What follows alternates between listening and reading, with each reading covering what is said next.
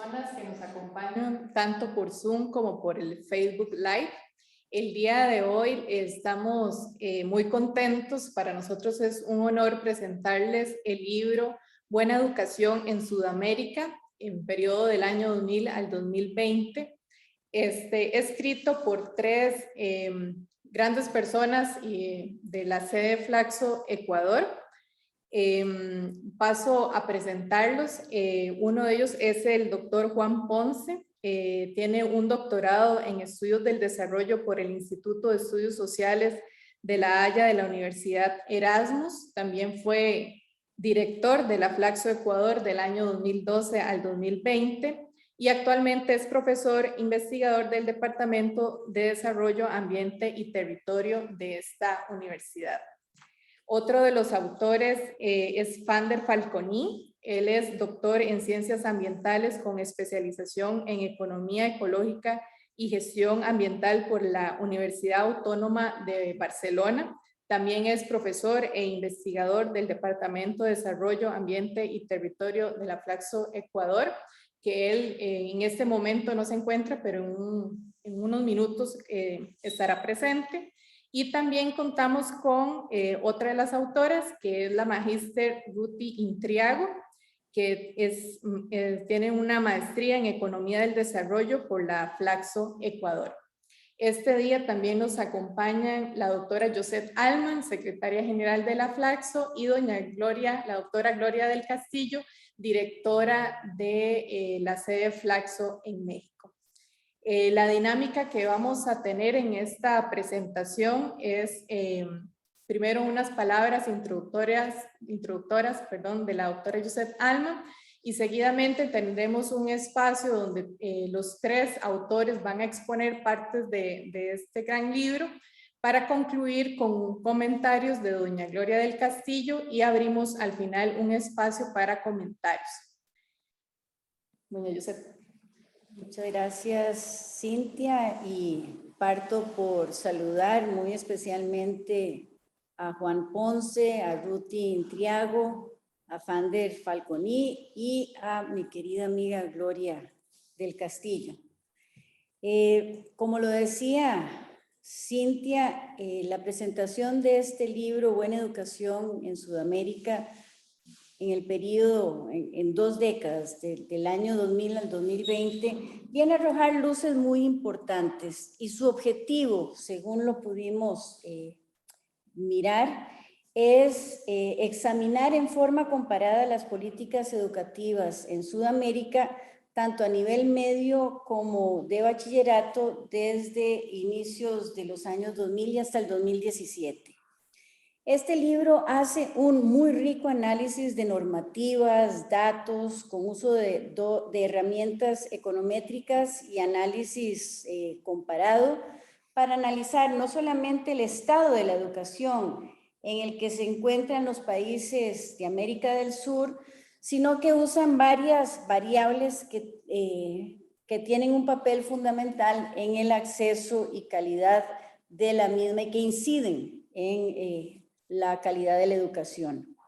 Dentro del análisis, los autores toman en consideración los efectos del ciclo político de la década del año 2000 en estos países, visto en especial en una mayor inversión tanto en el PIB de las naciones como en políticas de gratitud, obligatoriedad y matrícula.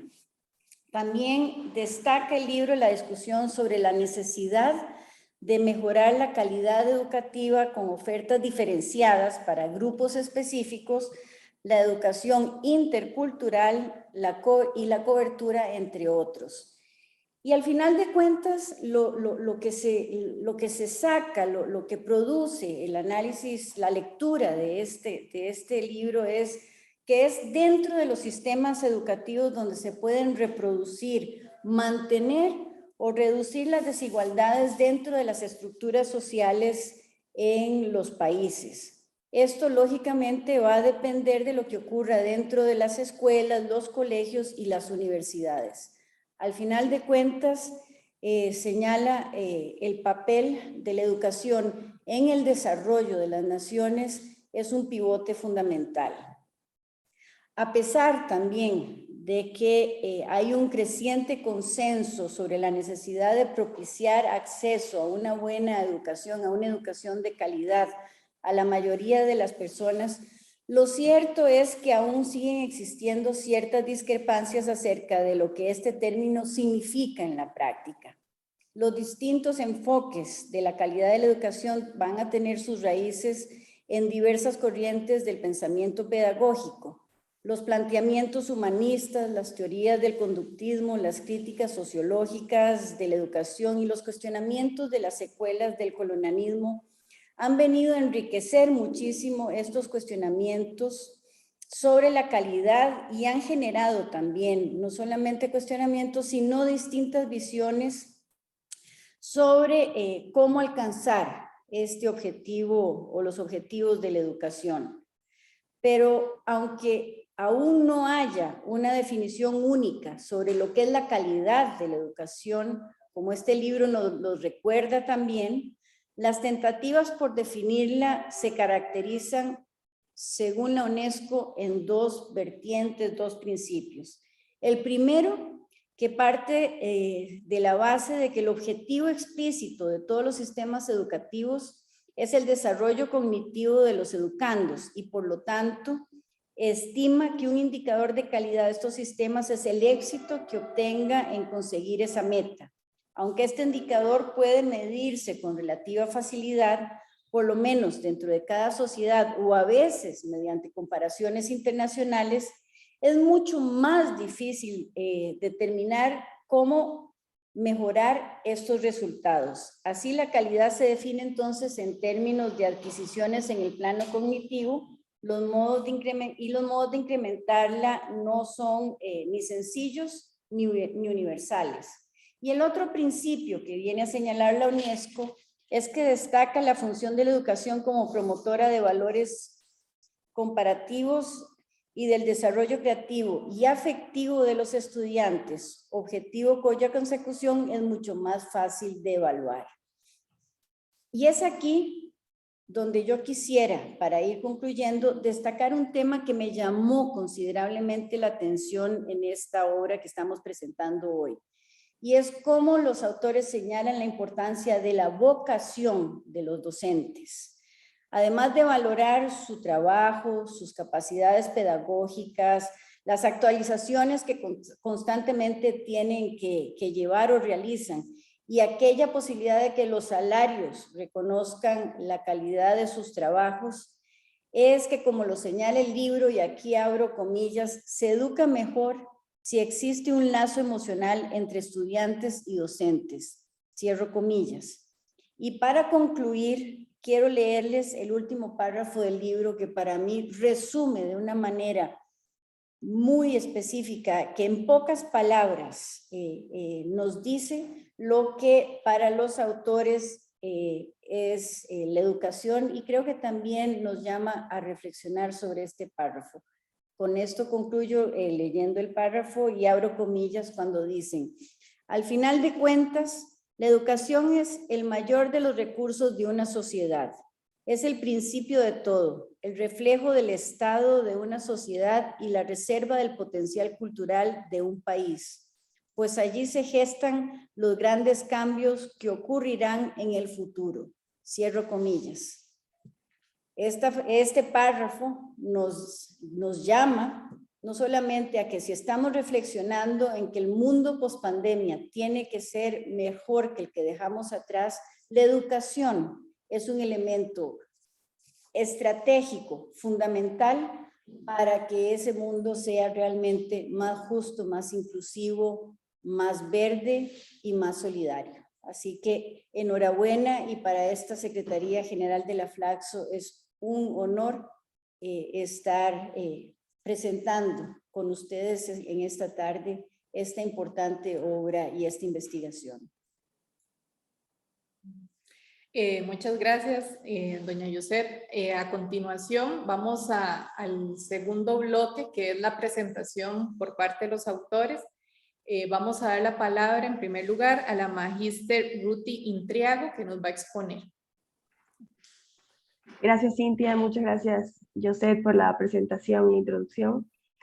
Yo quiero empezar haciéndoles una breve presentación de la estructura del libro y de también algunos hallazgos desde la parte teórica, desde los estudios de caso que hicimos en este libro. Hicimos un análisis comparado de las políticas educativas a nivel medio y de bachillerato en los países sudamericanos, a pesar de que se amplió en alguna parte del estudio que hicimos, se amplió a otros países, pero se centra básicamente en los países sudamericanos, en el periodo 2000-2017. A lo largo de todo el libro hicimos una conceptualización de la educación desde diferentes dimensiones. También identificamos distintos momentos políticos que varios de los países sudamericanos experimentaron en este periodo. Y finalmente generamos una serie de criterios que nos permitieron comparar unos con otros. Principalmente cuando nos planteamos la investigación, lo que buscamos fue conocer cuáles habían sido y si es que habían habido avances o retrocesos en las políticas educativas de los países sudamericanos a partir del año 2000. También cuáles fueron los factores que más incidieron en esos avances o en esos retrocesos, cómo influyó la calidad educativa y la infraestructura en los sistemas educativos de nuestra región, y cómo ha influido el cambio del ciclo político en la mayoría de países sudamericanos en este mismo periodo. Finalmente también concluimos indicando cuáles son los gobiernos que han realizado mayores avances educativos en términos de calidad, en términos de equidad, cobertura, y generamos un conjunto de recomendaciones de política educativa. El análisis lo centramos, como les comento, tanto en calidad como en cobertura educativa. Para esto utilizamos bases de datos internacionales estandarizadas, principalmente UNESCO, CERSA y TERCE, que fueron tomadas en el 2006 y en el 2013 respectivamente.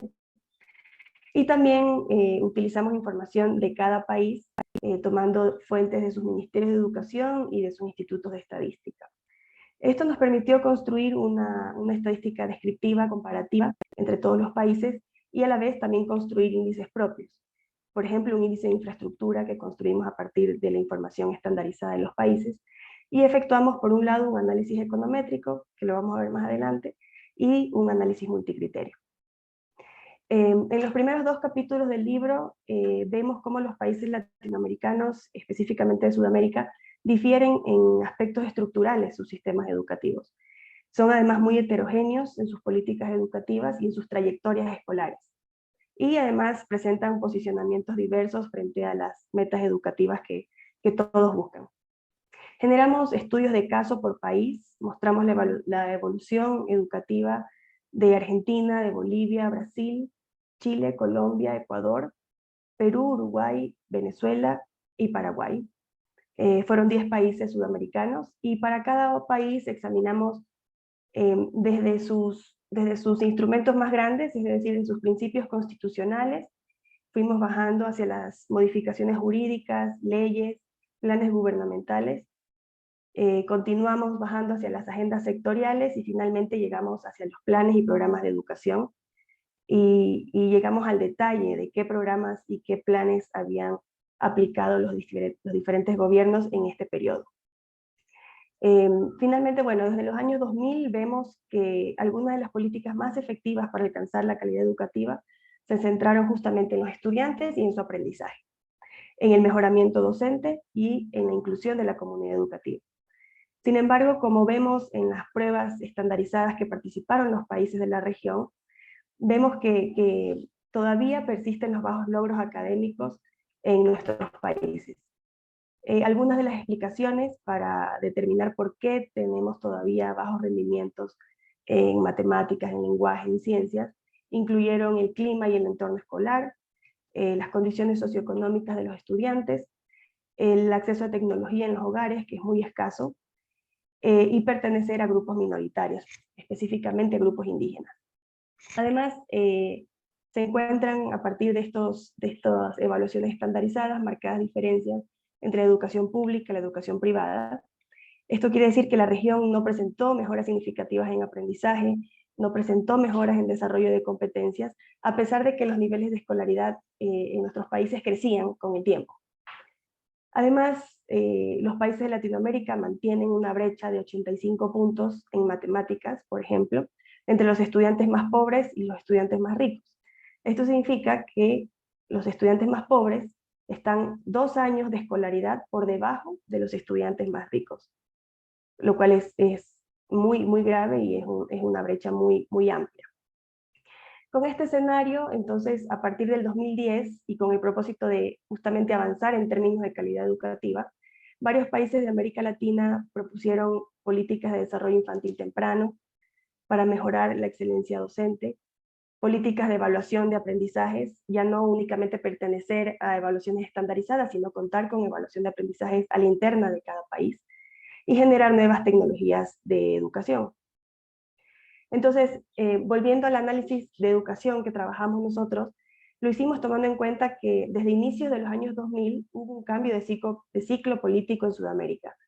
Existieron varios procesos constituyentes, antes del 2000 en Colombia y en Venezuela, y luego del 2000 en Ecuador y Bolivia principalmente. Y estos procesos necesariamente tuvieron que introducir nuevos marcos jurídicos educativos, en formas de leyes orgánicas, de normas, de reglamentos, y también introdujeron otros ámbitos de gobernanza y se implementaron políticas públicas centradas en equidad social y la consecución de derechos, específicamente en los temas de salud y de educación. Varios gobiernos buscaron recuperar el Estado, buscaron recuperar la regulación, la planificación y el control, y también construir capacidades humanas centradas en la educación y la salud. Por ejemplo, Ecuador, Uruguay, Paraguay, Bolivia, Brasil y Venezuela, principalmente. Entonces, para este fin, realizaron inversiones estatales significativas en educación. Esto a su vez posibilitó una mayor equidad en el acceso y mejores condiciones de infraestructura, por ejemplo. Principalmente las políticas educativas que se dieron en Sudamérica pasaron de un enfoque en asistencia escolar, netamente en preocuparnos por la asistencia escolar, hacia la búsqueda de la eficiencia y de la calidad educativa. Entonces, la experiencia de estos países que buscaron políticas educativas de largo plazo o que buscaron revalorizar la escuela pública, estuvieron definidas principalmente por la expansión de los derechos educativos, por incrementar el acceso, por reconocer los derechos de las poblaciones excluidas y en un aumento pronunciado en la inversión educativa.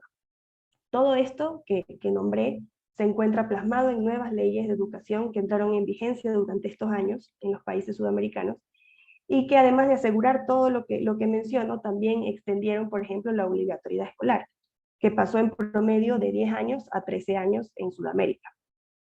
Pero de manera general, los cambios normativos de constitución, de leyes de educación, estuvieron enfocados, como ya lo mencionaba José, en gratuidad, con la finalidad de eliminar justamente barreras de acceso escolar, eliminar cobros administrativos, dotar de insumos escolares a los niños, libros, uniformes, fortalecer programas de formación escolar, programas de asistencia de subsidios, entrega de computadoras, construcción de infraestructura. Hay programas muy grandes en Ecuador, en Bolivia, por ejemplo, de dotación de insumos escolares, de construcción de infraestructura, material digital y producción de conectividad. En Uruguay, por ejemplo, tienen el programa de conectividad más amplio de la región.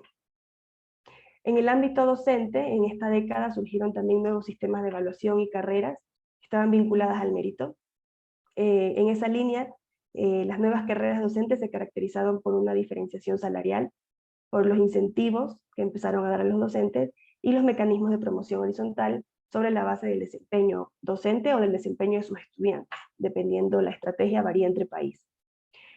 Todo esto se dio en medio de incrementos generalizados del salario docente, con variaciones entre países, pero en este caso destacan, por ejemplo, Chile y Ecuador, que pagaron salarios claramente más altos en comparación a los otros países de la región.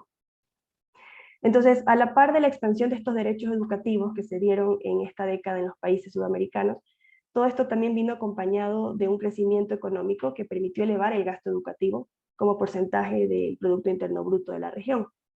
En este caso, por ejemplo, destacan países como Ecuador, que pasó entre el 2000 y el 2016 de invertir 1.5% de su PIB a 5% de su PIB. Destaca Brasil, que pasó de un 3.8 a un 6.2, y Uruguay, que duplicó también entre el 2000 y el 2016 su inversión llegando a un 4.4%.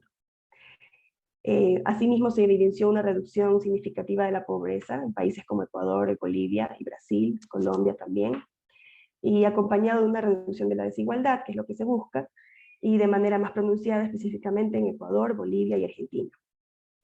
Todo este aumento de la inversión educativa y la expansión de los derechos educativos llevó necesariamente a un incremento de la matrícula a nivel regional. Los incrementos de la matrícula se dieron más en el nivel secundario, porque la nivel primaria siempre estaba un poco por encima, sino que es más difícil aumentar la matrícula en secundaria. Entonces los incrementos de matrícula más marcados se dieron nuevamente en Ecuador, en Bolivia, en Uruguay y Venezuela. Es decir, en estos países que tomaron estrategias de largo plazo, que revalorizaron la escuela pública, tuvieron también indicadores económicos mejores. Mientras que países como Chile, por ejemplo, sufrieron un estancamiento tanto en la primaria como secundaria. Para finalizar mi intervención, indicarles que, bueno, pese a todos estos avances señalados, temas que quedan pendientes son la organización pedagógica, que fue un aspecto en el que no se vieron cambios sustantivos en los países de Sudamérica. Es decir, los gobiernos lograron ofrecer más oportunidades educativas, pero estas oportunidades no todas lograron traducirse en capacidades de los niños, niñas y jóvenes. Es decir, las prácticas pedagógicas nos dimos cuenta que muchas veces fueron dispersas y que mostraron algunas falencias para fomentar el estudio autónomo o el entusiasmo en los estudiantes, la motivación. En este sentido, creemos que un trabajo pendiente que dejaron todas las corrientes políticas en la región y en Sudamérica fueron la introducción de las familias, la experiencia de las familias, participar un poco más la comunidad educativa en las decisiones, el trabajo integrado con la comunidad y la revisión de estas pedagogías.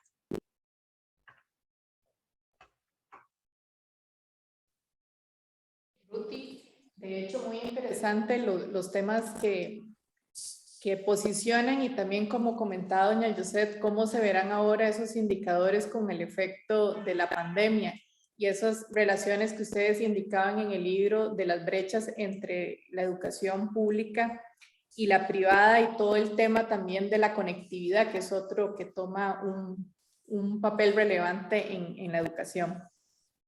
Y bueno, y también lo interesante del libro, que también deja otros temas para investigar, que los posicionan y que queda abierto también evaluar este impacto que tienen las prácticas pedagógicas que hacías mención.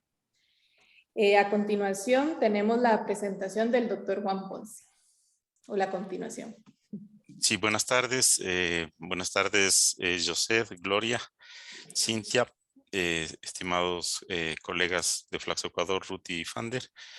Bueno, yo voy a presentar la parte tercera del libro. Voy a compartir mi presentación. No sé si se ve, está compartida. Sí. Bueno, ya, lo que hacemos en esta parte es básicamente utilizar las pruebas CERCE y la prueba TERCE, es decir, las dos últimas pruebas que se hicieron a nivel latinoamericano para ver qué pasó con los gobiernos que tuvieron una política de revalorización de la escuela pública, es decir, los llamados gobiernos progresistas.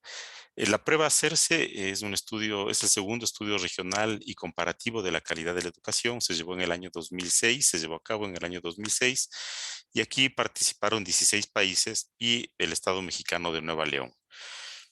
Como de manera resumida y agregada, es el promedio de los rendimientos en lenguaje, matemáticas y ciencias para segundo y sexto grado por país. Aquí se ve en estos resultados claramente el país con mejores logros académicos fue Cuba, seguido de Costa Rica, Uruguay y Chile. Este es el promedio regional. Estamos hablando estos son resultados estandarizados con media 500 y desviación estándar de 100.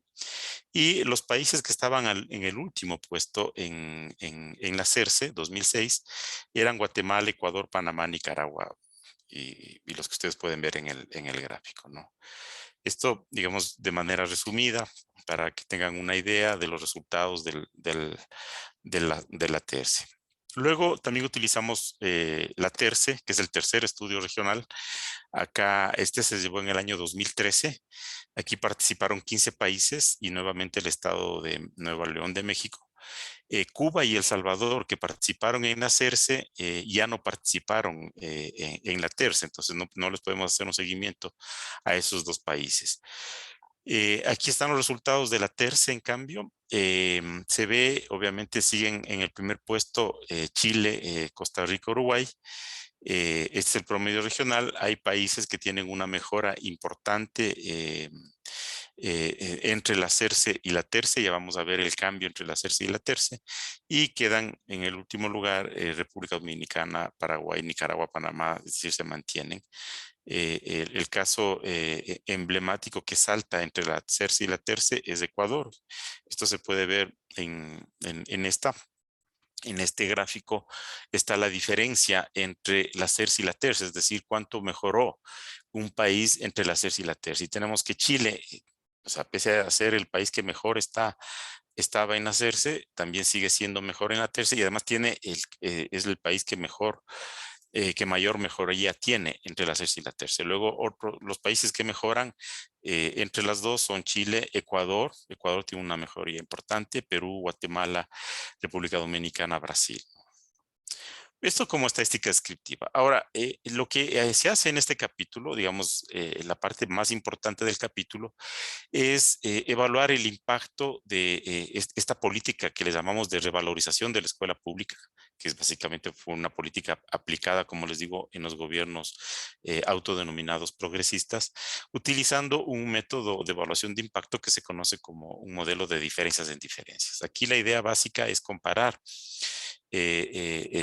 antes y después, es decir, entre la prueba CERCE y la TERCE, el cambio en el grupo de tratamiento, que sería el grupo que estuvo bajo regímenes progresistas, o sea, regímenes en donde se dio esta revalorización de la escuela pública, versus el grupo de control, que son países que no estaban, que no tuvieron un gobierno progresista. Específicamente, como les digo, la línea de base o la primera toma que utilizamos es la CERCE, la TERCE es como la segunda toma. La variable de tratamiento que que generamos o que construimos es el número de años entre el 2006 y el 2013, es decir, entre la CERCE y la TERCE, en que un país estuvo gobernado por un régimen que aplicó políticas de revalorización de la escuela pública. Como les digo, también se puede utilizar el término, el número de años de progresismo. Entonces, en los países que tuvieron algún gobierno progresista entre el 2006 y el 13, se les cuenta el número de años, y los que no tuvieron, simplemente se le asigna el valor de 0. Esa es nuestra variable de tratamiento. De esta forma, lo que podemos ver es cada año de aplicación de políticas de revalorización de la escuela pública, qué impacto tiene en la mejora en los logros académicos, ¿no? Este es el modelo que utilizamos. Solo trabajamos con los países que tienen las dos tomas, es decir, la CERCE y la TERCE de manera concurrente. Son 14 países en este modelito.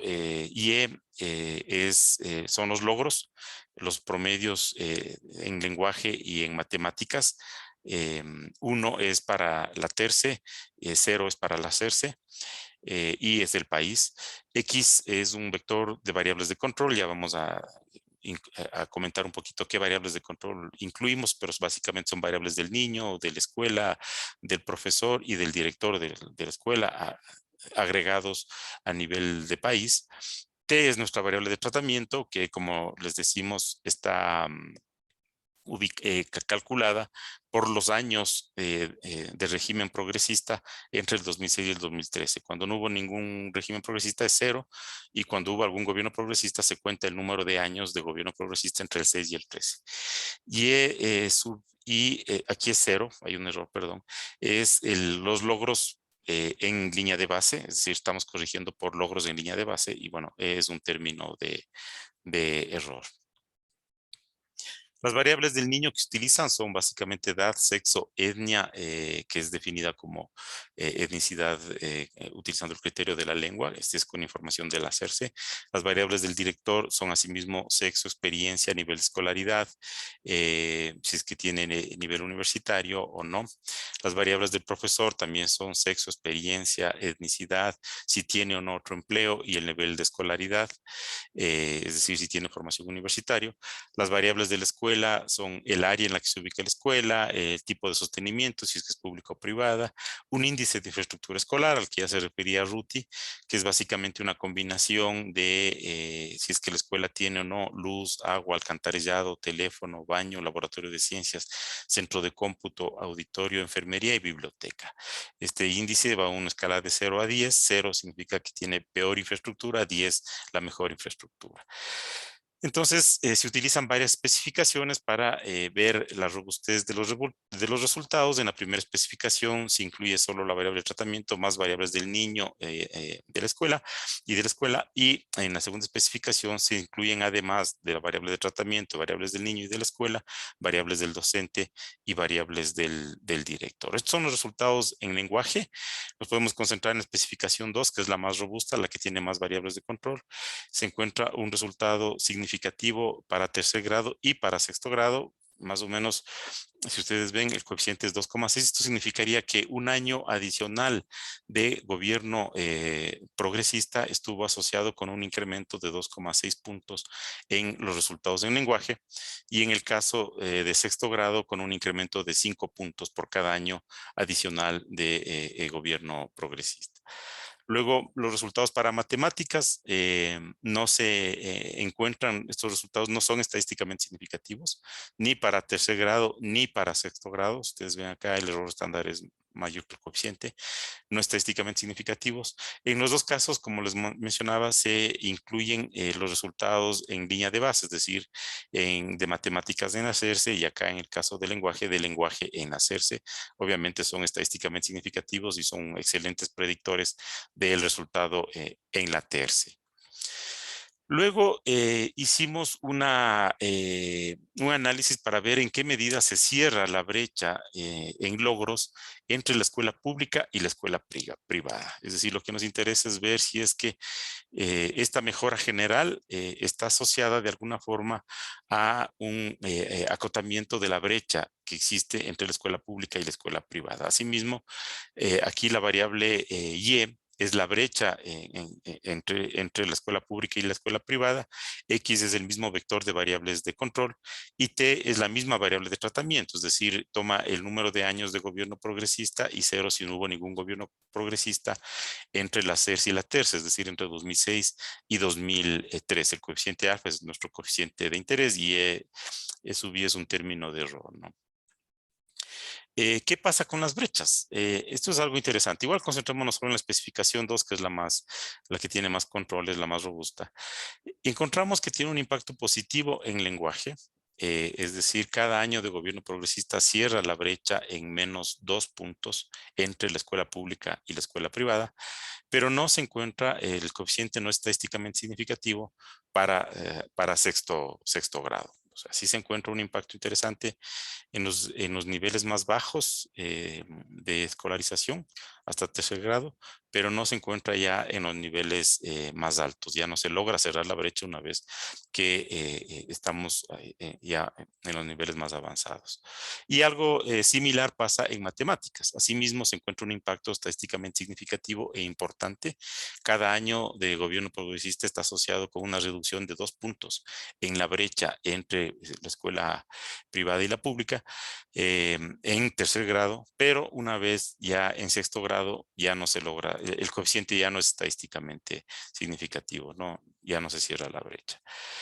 En conclusión, lo que vemos en este capítulo es que hay grandes disparidades de logros al interior de la región. Según la CERSE, por ejemplo, los países con mejor situación son Cuba, Chile, Costa Rica, Uruguay, México, Brasil, Argentina y Colombia. En hacerse también aparecían por debajo países como Honduras, Paraguay, Nicaragua, Guatemala, Ecuador, Perú, República Dominicana y Panamá. hay unas diferencias tan abismales, por ejemplo, entre Cuba, que es el país con mejor puntuación en la CERCE, que tiene alrededor de 200 puntos más que República Dominicana, tomando en cuenta que la desviación estándar es de 100 puntos. Es decir, estamos hablando de que Cuba está 2 desviaciones estándares por encima de República Dominicana.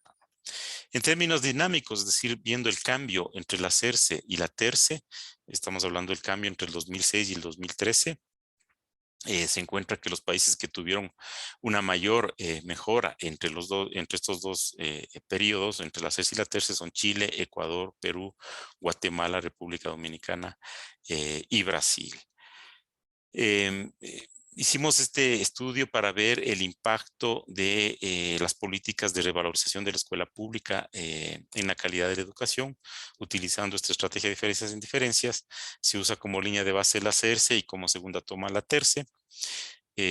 Luego de corregir por variables del niño, de la escuela, del director, del profesor, se encuentra un impacto positivo en lenguaje, pero no se encuentra ningún impacto en matemáticas. También se evaluó el impacto en reducir la brecha, el impacto de este tipo de políticas en reducir la brecha entre escuelas públicas y privadas, y se encuentra un impacto positivo en lenguaje y en educación, pero únicamente en los primeros años. Bueno, eso es todo mi presentación. Nuevamente agradezco mucho a la Secretaría General por organizar la presentación de este libro. Muchas gracias. Muchas gracias, Juan, y muy interesante también ver estas diferencias y también si luego pueden ahondar un poco más en las razones de estas diferencias que se dan entre lo del tercer y el sexto grado y entre también el lenguaje y la matemática, si habrán encontrado alguna razón de por qué sí en unos sí habían diferencias y en otros no, pero eso lo podemos dejar para el final. Muchas gracias, Juan. Y a continuación, la presentación del doctor Van der Farkonin, del cual le damos la bienvenida. Muchas gracias. Buenas tardes con todos, con todas. Yo empezaría también agradeciendo a la doctora Gloria del Castillo Alemán, directora general de Flaxo México, no solo por la participación en este evento, sino por los comentarios al libro. Ella hizo la parte de la solapa, nos regaló un comentario que creo que resume muy bien el contenido del libro. A la doctora Josette Alman, secretaria general del Sistema Flaxo Internacional, por participar en este evento, darnos sus comentarios, sus apreciaciones, a Cintia por organizar, a los colegas Juan Ponce y Ruti Priago por estar con nosotros. Yo empezaría tal vez señalando que deliberadamente escogimos este título, que también intentaba de una u otra manera provocar un debate alrededor de la política educativa, cuando lo pusimos y lo calificamos como buena educación, porque a veces los latinoamericanos tendemos mucho a poner, digamos, el énfasis en lo mucho que nos falta hacer, en los errores que tenemos en la conducción de política pública, pero no vemos también cambios importantes que se están generando en la región en muchos de los campos, especialmente en la construcción de política social. Y eso de por sí ya tiene una relevancia, más allá de no perder objetivamente una mirada crítica, que es necesario tenerlo cuando se analizan problemáticas de orden social, como las que está llamada a estudiar, a investigar y a plantear soluciones desde el lado de la academia y completamente desde una facultad latinoamericana de ciencias sociales. Yo me voy a referir a uno de los capítulos del libro, que es el análisis comparado de la política sudamericana con los estudios de 10 casos, que son los 10 países sudamericanos, con la utilización de una herramienta, de una técnica que se llama análisis multicriterio. Y de una u otra manera también abordaré ya algunas de las conclusiones más generales que tuvimos en el libro, quizás otras de corte más específico. Básicamente lo que se intenta hacer en esta parte del libro, en este capítulo del libro, que comparamos, digamos, estos 10 estudios de casos con un análisis multicriterio, es responder a algunas preguntas que nos parecen claves. Primero, ¿qué países tuvieron los mayores avances y retrocesos en sus desempeños educativos? ¿Cómo influyó el cambio de ciclo regional? ¿Cuáles fueron esos factores esenciales?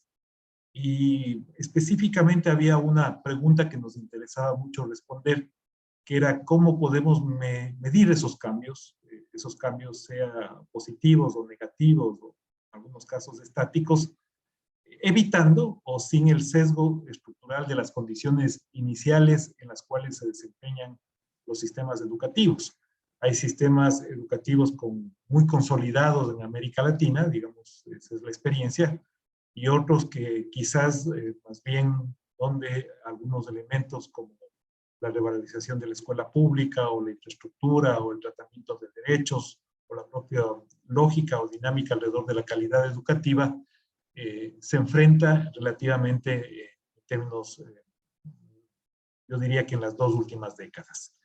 Y también plantearnos cuáles podrían ser algunas recomendaciones de política pública. Escogimos una herramienta que se utiliza mucho para hacer o para examinar decisiones en distinto índole, y de una u otra manera también se les ha aplicado al campo educativo, pero ahí tuvimos quizás el primer reto. Cuando hicimos la revisión de la literatura sobre estudios de análisis multicriterio, nos encontramos tal vez con un mayor desarrollo en las partes tecnológicas, en las partes decisionales, incluso en las partes ambientales, pero no necesariamente en la parte social y educativa. Entonces fue, digamos, ahí un primer reto construir el problema de decisión multicriterio, que generalmente se lo interpreta como la construcción de una matriz de impacto, digamos, técnicamente hablando, donde se colocan criterios y alternativas, que en este caso eran los distintos países, y los criterios más bien enfocándonos en los económicos, de estudio, de asistencia y de eficiencia. Desde ahí, digamos, desde esta matriz de impacto, no construimos lo que en términos multicriteriales se llama una matriz de equidad, y eso ya nos deja un trabajo para futuras investigaciones. La matriz de equidad en términos multicriteriales se construye generalmente con las alternativas y los actores que intervienen en los procesos decisionales. Pensemos que en este caso sería muy interesante saber las opiniones de los directores o directoras de escuela, de los padres, madres de familia, abuelitos, de otras personas que intervienen en el sistema educativo, porque no siempre es padres y madres, de los propios alumnos, evidentemente de los profesores, y tener posiblemente un acercamiento cualitativo que le podría dar mucha más potencia quizás al estudio más desde el lado técnico. Lo que hicimos, digamos, una vez que teníamos ya configurado o estructurado el análisis multicriterio, es definir los distintos sentidos que queríamos alcanzar o las distintas aplicaciones. Y para eso construimos indicadores. Un indicador multicriterial generalmente sintetiza una información diversa que viene en diversas unidades. No se trata de homologar, digamos, unidades como puede ser la lógica de la economía, digamos, que resumimos todos los economistas generalmente a precios de mercado, sino mantener cada uno dentro de sus propias dinámicas y dentro de sus propias unidades, y más bien crear un índice que nos permita hacer comparaciones en el tiempo en la medida del espectro de la investigación y con la lógica de la posibilidad de los datos internacionales. En ese sentido, el análisis en el cual está centrado, el análisis multicriterio, valga la redundancia, es entre el año 2000 y el 2016. Desde ahí, digamos, yo resumiría simplemente para luego dar paso a una mayor discusión o quizás una precisión sobre algunos temas, que encontramos cuatro respuestas o 4 conclusiones que pueden ser interesantes. Lo primero es que Argentina, Chile y Uruguay tienen los mejores sistemas educativos cuando uno concentra con los distintos criterios que estamos utilizando en el análisis multicriterio. Sin embargo, digamos, cuando uno mira a estos sistemas educativos o hace la evaluación o compara en términos de lo que está ocurriendo con otros sistemas educativos internacionales, y para eso nos ayuda mucho también los estudios anteriores y cómo estructuramos, digamos, el libro, porque como Rudy señaló al inicio, hicimos una revisión normativa de los cambios principales en términos normativos, luego esta relación que Juan explicaba, estas diferencias entre la prueba CERCE y TERCE para también evaluar los desempeños educativos. Vimos que hay también distancias entre lo que tiene Sudamérica con el resto del planeta.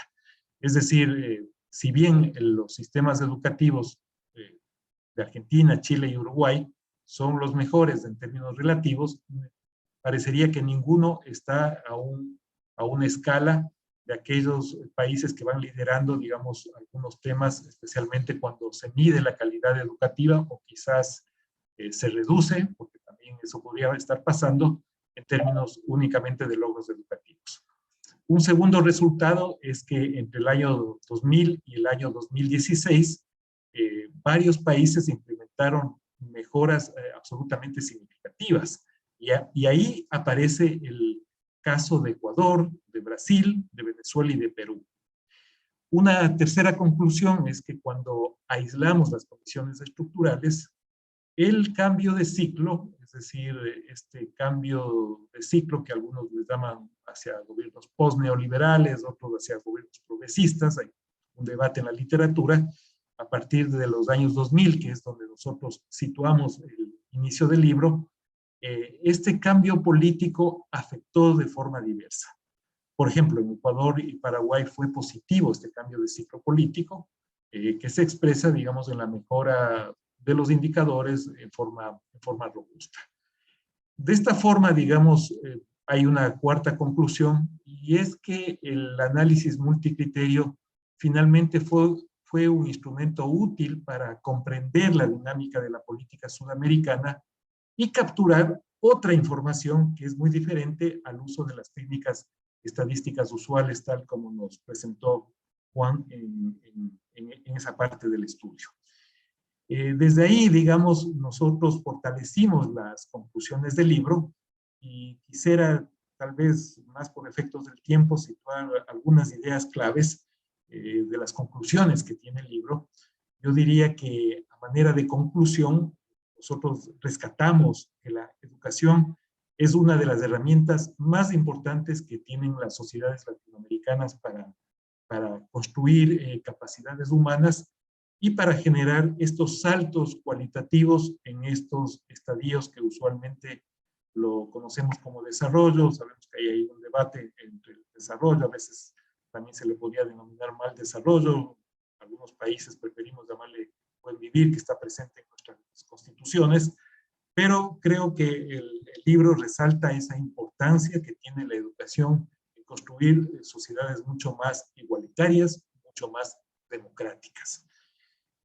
Un segundo grupo de conclusiones está alrededor de la idea de que los resultados positivos son más adecuados y son más eficientes si se combinan en forma adecuada algunas condiciones, por ejemplo, las condiciones de entorno, inversiones sostenidas en educación, que lo expresamos con algunos indicadores, como la relación entre educación y el PIB, o la I+D en relación al PIB, generan evidentemente impactos positivos.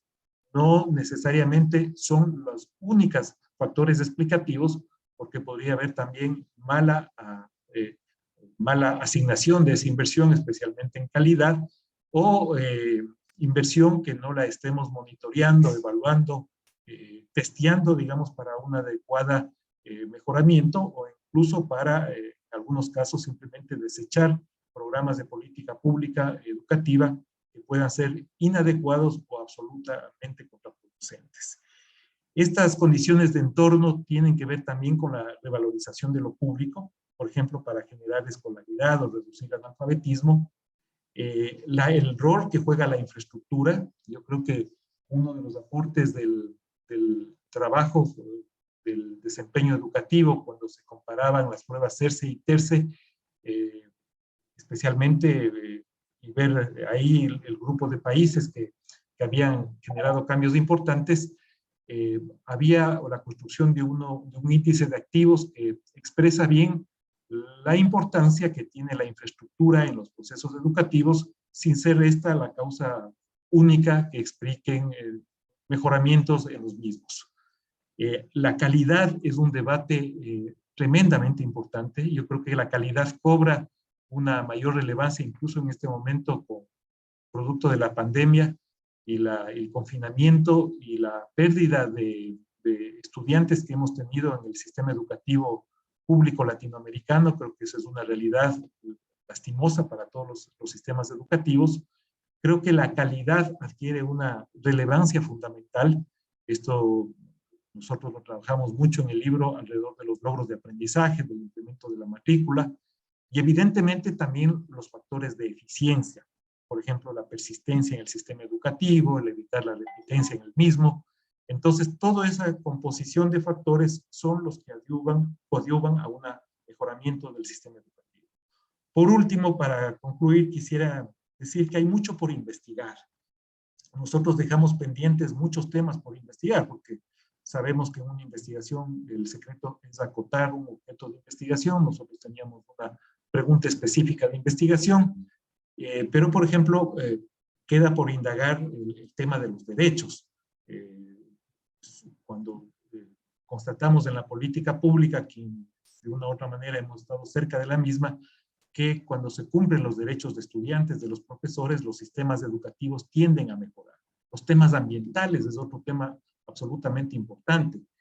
Alguna vez hicimos un trabajo de ver lo que había pasado con las pruebas PISA y básicamente había un mejoramiento de los logros en matemáticas, en lenguaje, mientras más acercamiento a los problemas ambientales existía. La motivación de los profesores bien motivados, motivan a sus estudiantes y esto se expresa en logros educativos entre el 8 y el 10%. Esto es una medición de la OCDE. Las prácticas pedagógicas en el aula.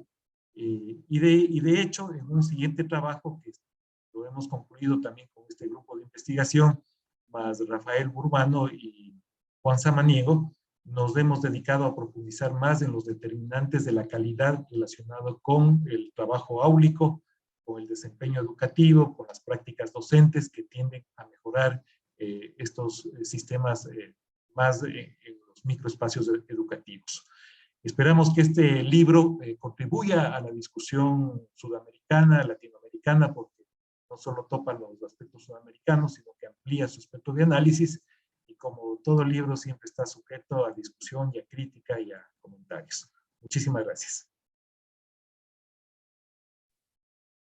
Muchas gracias, doctor Fander, y también por esto que nos decía que también de que llama muchos temas que quedan en el tintero y también la explicación del título, que tiene usted toda la razón de que muchas veces en investigación se tiende a ver más que todo el lado negativo y también es necesario resaltar y ver el vaso lleno y también dar la evidencia de cómo se han dado esos saltos cualitativos en la educación.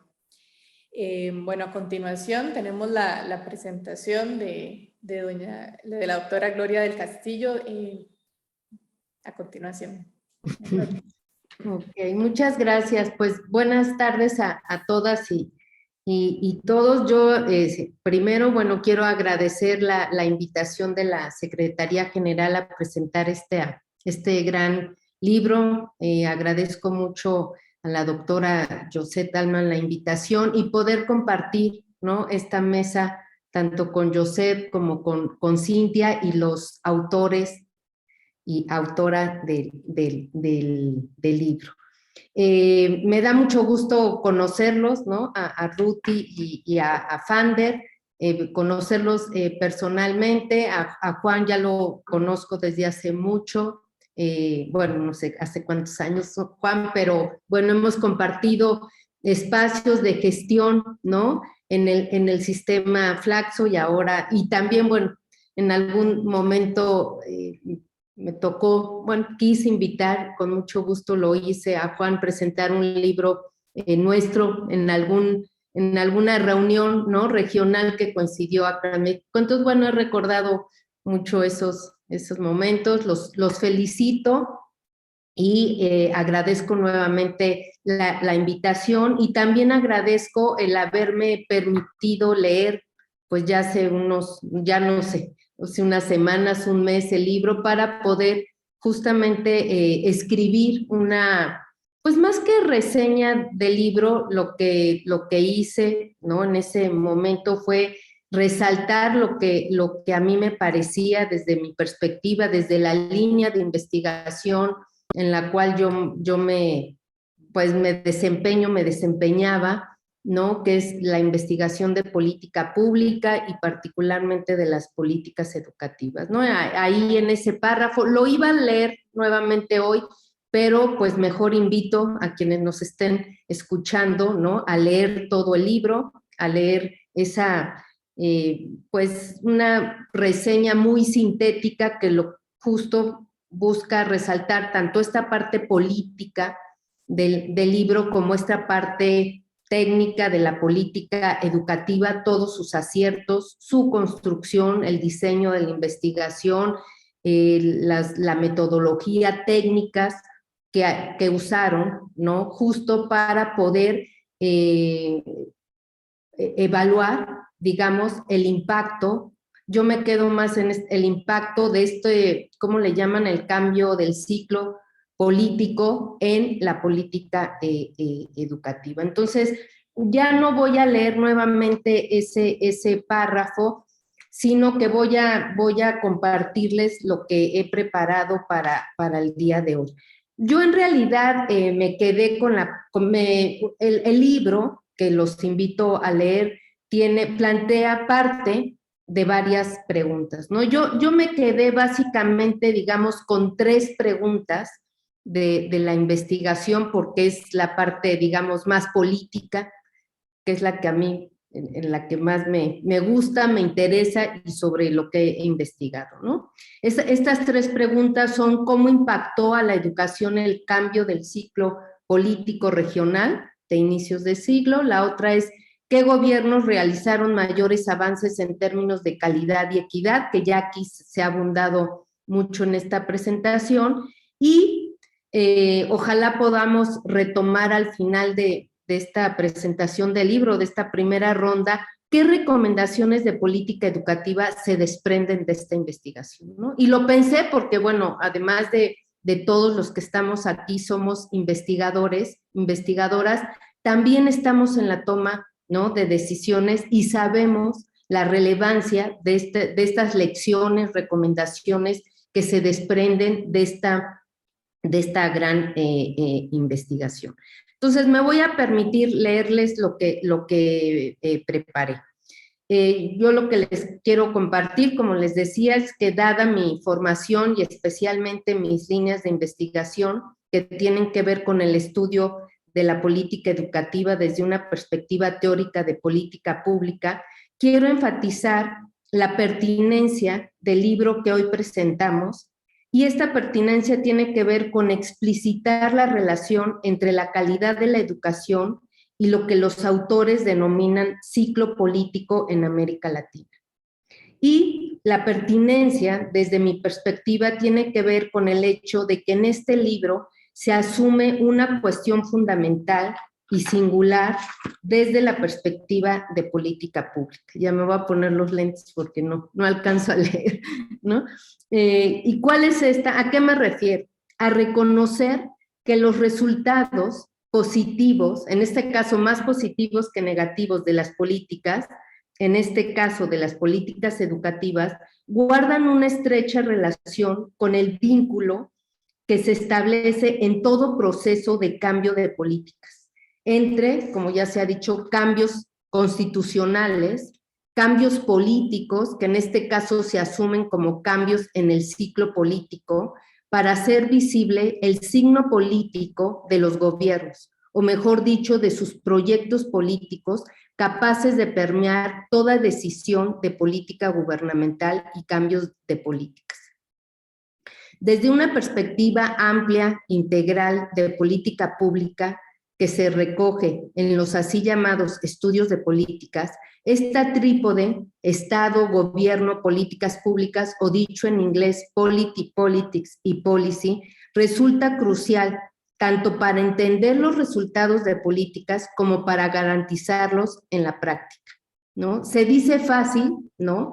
Que esta concatenación de estos, digamos, tres grandes ejes, los cambios constitucionales, los cambios de normas, los cambios de gobierno, los cambios de programas educativos y el rediseño de nuevas políticas nos van a llevar a mejores rumos.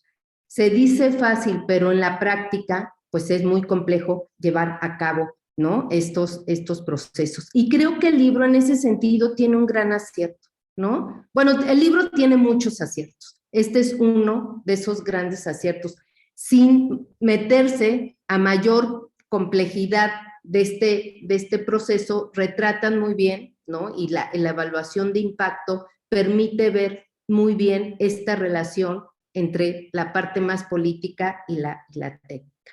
En este sentido, quiero enfatizar y llamar la atención, como ya les decía, del gran acierto de la investigación y, por supuesto, de sus autores, de recordarnos, tanto a los académicos como a los tomadores de decisiones, que si deseamos y buscamos cada vez mejores resultados de políticas educativas, en este caso es necesario considerar que el proceso de las políticas es inherentemente político y por tanto no basta con intervenciones técnicas altamente probadas en distintos contextos y territorios a nivel regional.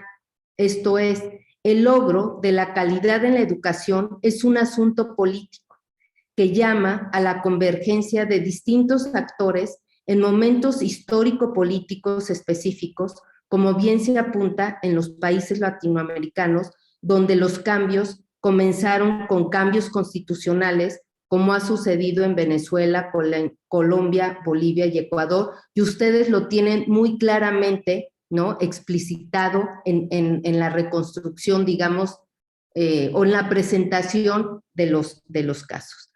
La investigación y sus autores que aquí están presentes encuentran efectivamente que existe una relación positiva entre gobiernos progresistas o autodominados, como decía Juan Ponce, progresistas, políticas educativas que buscan revalorizar la educación pública y la calidad y la cobertura, como resultados de políticas denominadas de largo plazo o de estados. A pesar de lo anterior, considero que la investigación no aborda lo suficientemente explícito o lo da por sentado en qué radica la singularidad de las políticas gubernamentales con las cuales se han generado resultados positivos, a diferencia de las políticas denominadas por los autores o a las autodominadas neoliberales, ¿no? Entiendo, ¿no? Y queda claramente explicitado en el texto los alcances de estas reconstrucciones, pero yo creo que vale la pena, a lo mejor al cierre de esta presentación, que se haga explícito en qué radican estas nuevas políticas, ¿no? Están los programas, están sus alcances, pero digamos, ¿cómo en su construcción o estas nuevas políticas asumen nuevos retos que van más allá de la, se dice fácil, de la cobertura y de la calidad? ¿Cómo van incorporando pues los nuevos desafíos de estos gobiernos autodenominados o denominados progresistas, ¿no? ¿Cómo es posible o cómo visualizan estos gobiernos lograr ese conjunto, digamos, de adjetivos que están incorporados seguramente en las constituciones, en las leyes generales de educación, ¿no? En este sentido, creo que me parece que es un buen pretexto para continuar, digamos, esta investigación, y más que quedarse, no lo digo peyorativamente, quedarse ahora con este gran retrato, ¿no?, que ustedes nos comparten y nos ofrecen para una buena educación en Sudamérica, podamos, ¿no?, reconstruir, digamos, de manera dinámica esos procesos y donde, digamos, puedan quedar como en blanco y negro ese conjunto de nuevas políticas que han reorientado el rumbo o buscan reorientar el rumbo de la educación y que en principio han tenido impactos pues ya muy importantes, como los resultados que hoy en estos momentos están destacando, ¿no? En este sentido, yo quiero llamar la atención sobre esto último que les estoy diciendo, a propósito de que ustedes, los autores, señalan casi al final del libro la relevancia de avanzar en las políticas de ampliación de derechos, como lo mencionaba Fander. Y aquí la pregunta que surge, que a mí me surge y que les decía es, ¿cuáles son o serían estas nuevas políticas educativas que responden a la ampliación de derechos, a propósito de lograr, ¿no?, objetivos, digamos, como difíciles de poder operacionalizar, ¿no? ¿Cómo lograr, me quedé, ya no me acuerdo en cuál de los países, pero en general viene, digamos, una ola que la educación se quiere orientar hacia allá? ¿Cómo lograr una educación liberadora, revolucionaria, crítica, solidaria, inclusiva, equitativa, de calidad, ¿no? Creo que este conjunto de objetivos desafían de manera muy importante a los gobiernos y sobre todo a los hacedores de política educativa, ¿no? Este último planteamiento da pie para que los autores, digo yo, los provoca eso, hagan explícitas cuáles son las recomendaciones, o aquí no las compartan, de políticas que se derivan de su gran investigación, o mejor dicho, que todo tomador de decisiones no puede obviar, ¿no? Sobre todo, bueno, pues tanto Juan ha sido, fue en 2 periodos director de la Flaxo Ecuador, pero Fander, entiendo que fuiste, ¿no?, secretario de Educación en algún momento, ¿no? Entonces, ¿cuáles son, pues, esas lecciones? Y finalmente, como ya también se mencionaba, creo que es importante abrir, ¿no?, o explicitar una agenda futura, ¿no?, de investigación, ¿no?, como ya lo adelantaban, y yo solamente quiero aquí apuntar 3 aspectos que contribuyan al debate, ¿no?, a un debate, digamos, genuino de política educativa, pensando en cómo continuar este rumbo que ya ha iniciado, cómo se consolida y que no tenga, digamos, vueltas atrás a propósito de nuevos cambios de ciclo de políticos en América Latina.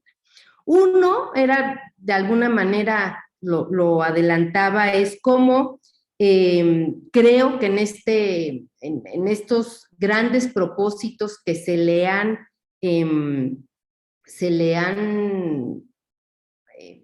no quiero decir la palabra impuesto, se le han puesto a la educación, ¿no?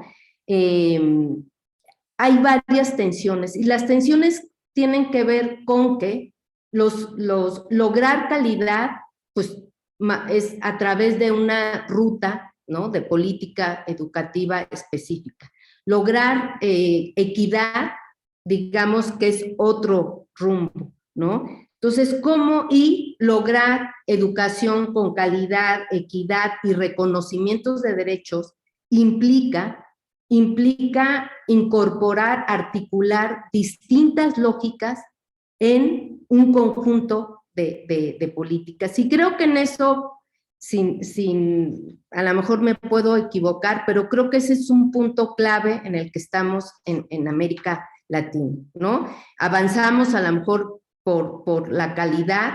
Calidad hay que, como ustedes bien dicen, es un concepto amplio, dinámico, ¿no? Hay que a lo mejor volver a redefinirlo, pero ¿cómo hacemos para que no vayamos perdiendo este rumbo que ya se inició? El otro, y me parece que a propósito de no de llamar a la polarización, sino al contrario, a la convergencia, es poder seguir discutiendo, ¿no?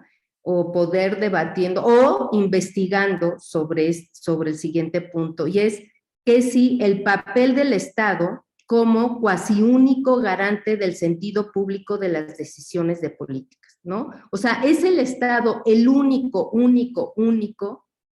que puede hacer eso. Y el otro gran debate es el mercado como el único causante de malos públicos, ¿no? Creo que ahí hay una mezcla, tanto los estados como los mercados tienen aciertos y también tienen fallas. Bueno, hay toda una teoría, ¿no? De fallas de estado y fallas de mercado. Y por último, pues poder, ¿no? Seguir debatiendo sobre la relación entre lo político, lo público, la calidad y la equidad. Por mi parte sería todo, y bueno, volverlos a felicitar por esta gran investigación. Seguramente van a tener, si no es que ya tienen, un gran recibimiento, ¿no? En la región, y pues me siento muy honrada de ser parte de esta, no sé si es la primera presentación o de las primeras presentaciones. Así que pues muchas felicidades. Gracias. Gracias a todos. Gracias, Cintia. Muchas gracias a usted, doña Gloria. Tenemos, bueno, primero una felicitación por parte de la directora de Flaxo Brasil, de Salechi Balezán, que resalta el trabajo de ustedes y los felicita por esta publicación. También hay una pregunta de Sofía Herrera. Dice: un cordial saludo, felicidades por el libro. Quisiera saber cómo ven ustedes a la educación desde la perspectiva de género. ¿Qué avances han encontrado? ¿Qué falta por hacer al respecto? Dejo, bueno, eso más todas las preguntas que doña Gloria formuló, les dejo el micrófono para lo que quieran indicar.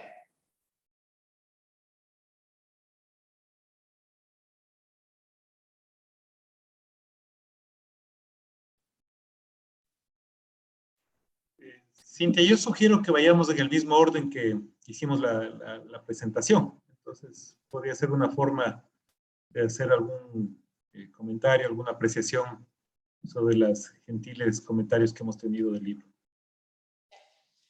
Ruti.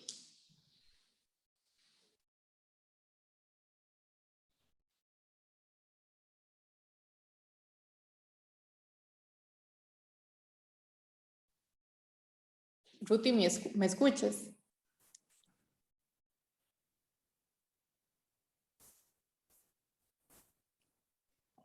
Cintia. Sí, ¿me escuchas? Sí, ahora escucho. Mi conexión está inestable, pero ahora escucho. Uh-huh. No, la propuesta que nos hace Fander es a las preguntas que tanto doña Gloria nos presentó, como también una de las personas en Facebook, sobre el tema de la perspectiva de género. Bueno, en esta investigación nosotros no abordamos la perspectiva de género, es decir, no nos metimos a ver las diferencias entre aprendizaje,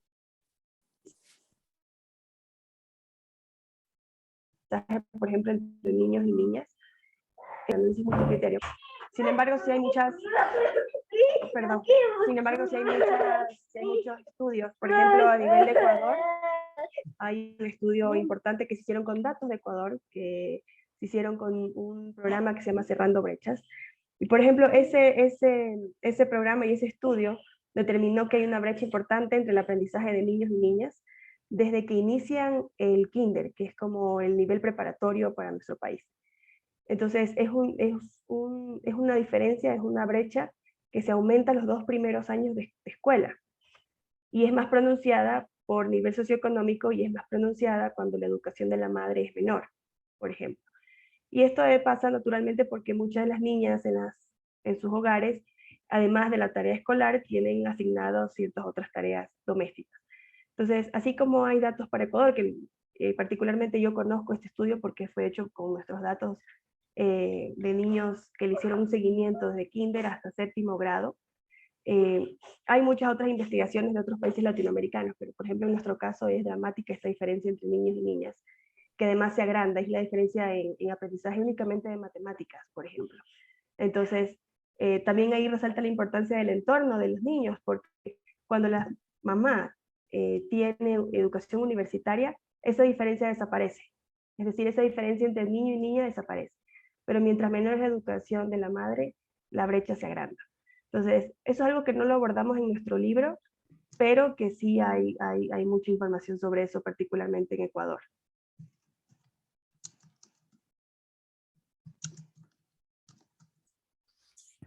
Bueno, yo me voy a referir un poco a algunos de los temas que colocó Gloria sobre este ejercicio de sistematizar qué elementos incorporan esta política de revalorización de la escuela pública, ¿no? Entonces,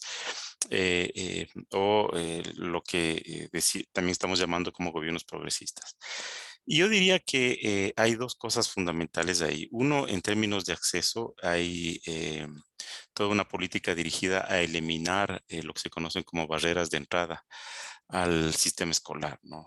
Normalmente este tipo de políticas lo que hacen es eliminar cosas que significan transferencias de los hogares al sistema escolar, como por ejemplo las famosas llamadas contribuciones voluntarias o pagos de cualquier forma que de alguna manera representan obstáculos de entrada. O vía la obligación de adquirir uniformes escolares o la obligación de adquirir libros o materiales escolares, etcétera, ¿no? Entonces, un elemento recurrente es que todos estos, un componente importante de esta política es eliminar las barreras de acceso, lo cual mejora sustancialmente los niveles de cobertura. Entonces, tenemos por ahí una línea importante que es mejoras impresionantes en las coberturas. Obviamente, todo esto está dado por una mayor inversión en educación, es decir, esto implica una mayor inversión en educación. Y por el lado de la calidad, en cambio, hay temas importantísimos, sobre todo en formación docente, capacitación docente, más que nada formación. Hay cambios importantes a nivel de cómo se forman los docentes en las universidades o en los institutos docentes de formación docente, cambios en la forma en la que se evalúa y se registra el ingreso a la carrera docente.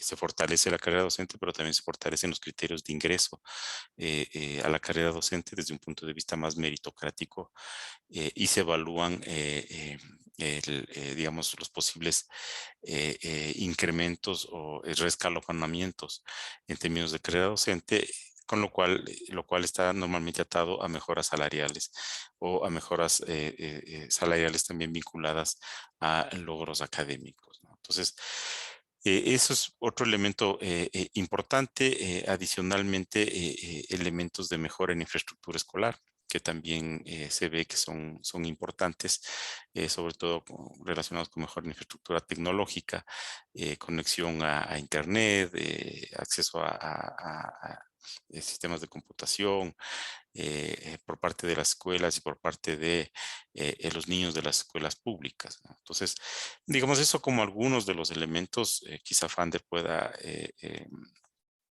completar este pequeño listado que yo he hecho, que de alguna forma está no muy sistemático y no muy, digamos, de manera muy clara como le habría gustado a Gloria, pero está mencionado ahí, sobre todo cuando se hace la revisión de cada uno de los países, de los programas más importantes en los países, ¿no? Entonces ahí sí, como que hubiera sido mejor hacer este cierre de manera mucho más sistemático.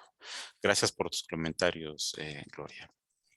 No, es muy bueno. Digo, la verdad es que el estudio es buenísimo y solamente estas, pues, porque a mí me gusta, por por obsesiva de esto de las políticas, pero no. Sí, bueno, nuevamente gracias por los comentarios, por los aportes que no solo nos hacen pensar en la lógica del libro, sino en la lógica de la política pública y del debate conceptual alrededor de la educación. Yo creo que Gloria planteó varios elementos que son tremendamente importantes en la discusión social y política alrededor de la educación. Uno indudablemente está alrededor, o gira alrededor del rol del Estado, del mercado y de la sociedad finalmente. Más aún en una época donde, producto, digamos, de la triple crisis sanitaria, que yo digo, finalmente es una crisis de salud por enfermedades, una transmisión zoonótica de animales a personas, que se trasladó y se ha convertido también, en el fondo, es una crisis climática y en una crisis económica y social. Parecería que una solución fácil es ir hacia procesos de desregulación del sistema educativo, sin, digamos, sostenimiento de la importancia que implica en cualquier sociedad, independientemente incluso de su signo ideológico, la revalorización que tiene que tener lo público en una sociedad. Entonces, ahí yo creo que ese debate sí está, tal vez no con la fuerza suficiente, pero está planteado en la introducción del libro y lo recogemos de una u otra manera en las conclusiones. Hasta dónde están los cambios, digamos, y planteamos, digamos, que hay una esencia alrededor de lo que se llama el cambio de ciclo político, con la revalorización de algunas de las potestades y funciones que tienen los estados, digamos, tanto en los aspectos de regulación, como en los aspectos de control, como en los aspectos que tienen que ver con la intervención, digamos, a través de un conjunto de normativa en los procesos educativos. Creo que hay que hacer una evaluación más rigurosa de esto. No era el objeto del libro, pero yo creo que la invitación es muy buena porque también hay otro debate, ¿no? Ahí al interior de esa gran temática, el alcance de la regulación, digamos. Para muchos la excesiva normatividad, los órganos, digamos, decisionales en los procesos educativos, también ha generado un conjunto de obstáculos, digamos, para un mejor desenvolvimiento de los mismos. Y ese debate que nosotros lo planteamos en el caso de la educación media, se le podría trasladar perfectamente al caso de la educación superior.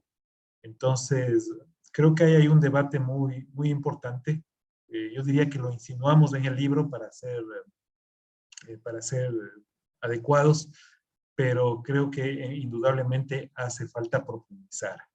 Yo creo que el sistema educativo, y eso hay mucha experiencia comparada y mucho estudio empírico, cuando hay una mayor intervención de la sociedad, y me refiero, por ejemplo, a cómo intervienen los actores directos en el sistema educativo, por ejemplo, un mayor seguimiento de los padres y madres de familia en los procesos educativos, una mayor intervención en las reuniones de aula, evidentemente los sistemas son mejores.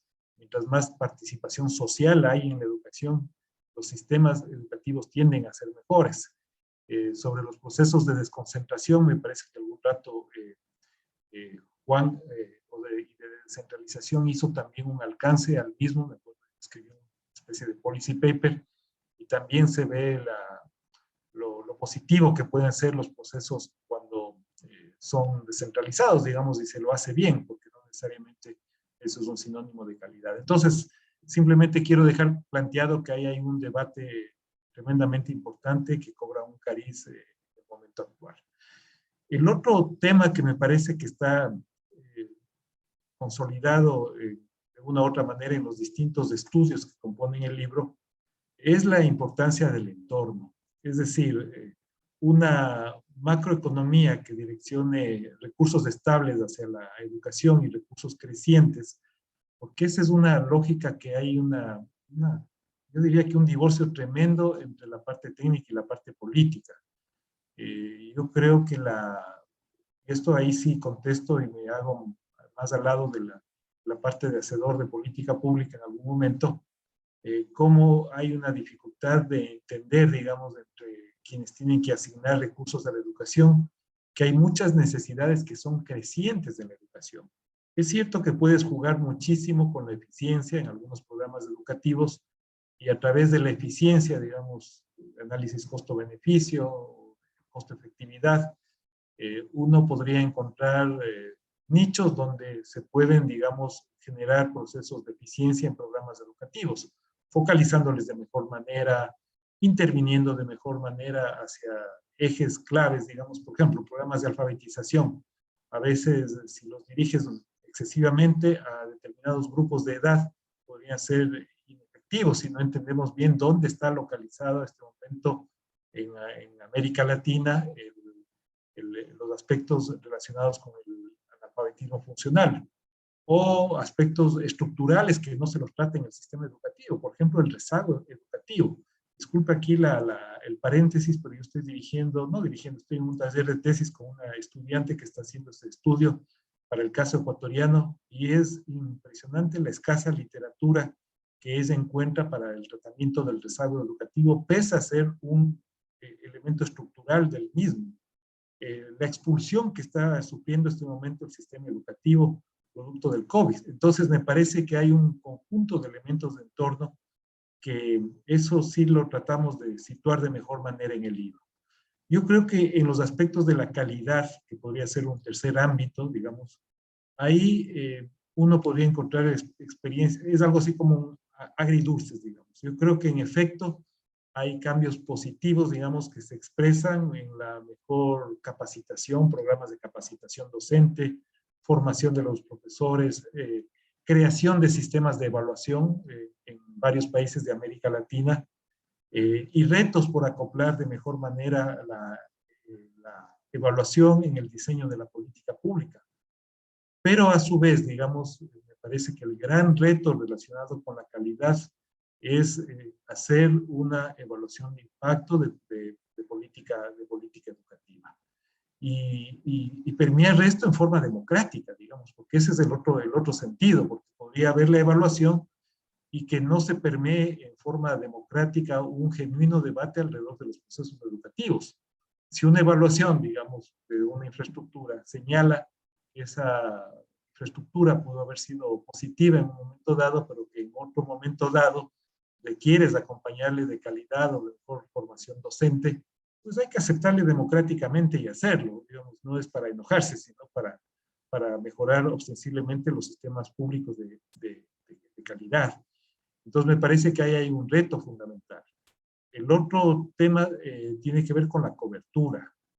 Yo creo que ha habido esfuerzos, digamos, diferenciados, eso se ve en la revisión de la literatura, en la primera parte especialmente, alrededor de la cobertura, con distintas lógicas, pero me parece que generalmente las evaluaciones, al menos más desde el lado empírico, sí muestran una relación bastante directa, digamos, estrecha, entre mejoras de cobertura y mejoras en los procesos educativos. Entonces, sin ser esto, digamos, la solución a todos los problemas, da muchísimas pistas de que inversiones crecientes, y mejor si van aparejadas con sistemas de calidad, pueden mejorar los procesos educativos.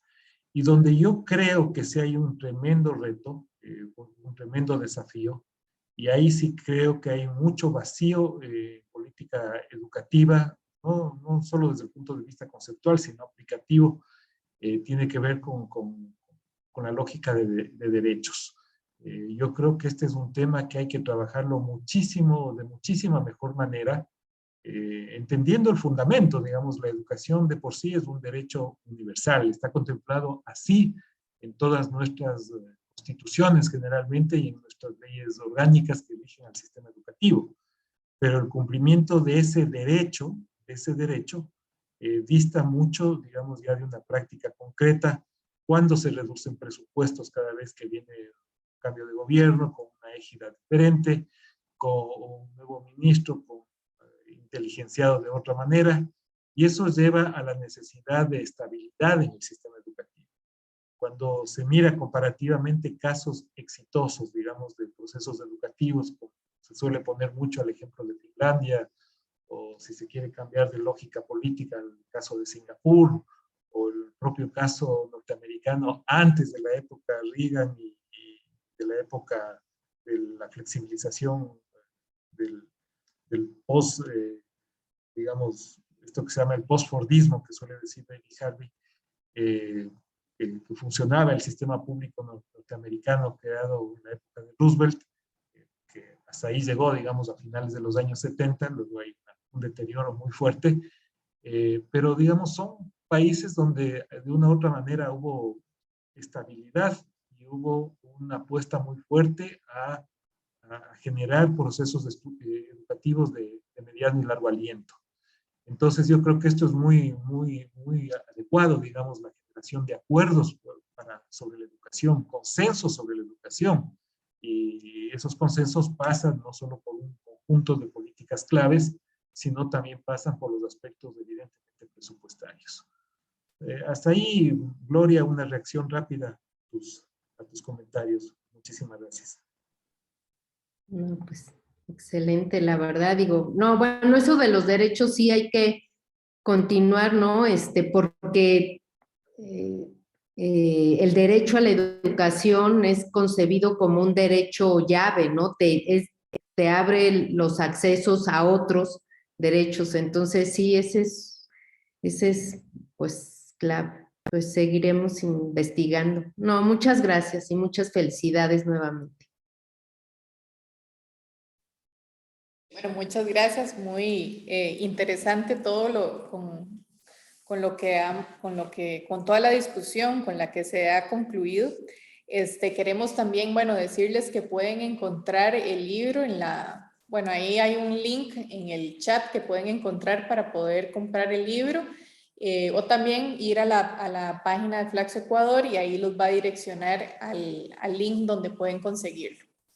No sé si quiere decir algo. No, nada más aunarme a los agradecimientos, felicitaciones, la importancia que una obra como esta tiene en cuanto a que resalta no solamente los desafíos, sino también los aciertos. Y lo más importante para concluir es cómo hay que ver la educación como una política de Estado, en la línea de lo que decía Fander. No son políticas de gobierno, son políticas de Estado, y eso es lo que hay que ver cómo se logra entender en nuestra región para la continuidad de esta gran política, de estas dos grandes políticas públicas, porque si hablamos de la educación también tenemos que hablar de la salud.